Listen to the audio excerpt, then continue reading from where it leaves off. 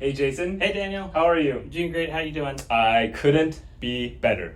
So today we have a special guest back on our show. His name is Title Man Dan. You might have seen him before. What are we talking about today, Jason? Hey, we're talking about misnomers with uninsured deeds. Okay, that is quite the mouthful. I am not really sure what that is, so that is why we have an expert here to explain it to us. Welcome to our segment, Dan. Title Man Dan. Yeah, welcome, Dan. How are you? Fabulous. Thanks for having me back, guys. Of Appreciate course. it. So we are talking about misnomers of uninsured deeds. Can you tell us what Absolutely. that is? So a lot of times I think that people are not aware of when they do a uninsured deed. Anytime you do a deed outside of a real estate transaction, it is an uninsured deed. So if husband and wife are on title and husband deeds off and goes away, he hits the lotto and he leaves and he never comes back. Oh, no. Now wife's on title.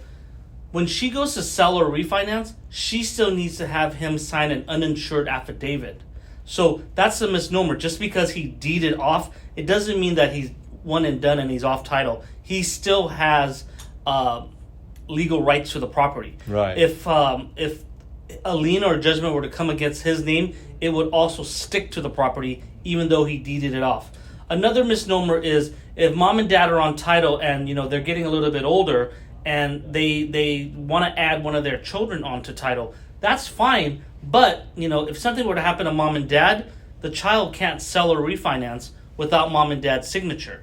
Again, that's an uninsured deed, and you need to have an uninsured affidavit signed. So anytime somebody comes on or off title, they have to sign an uninsured affidavit when the property does go into an open escrow.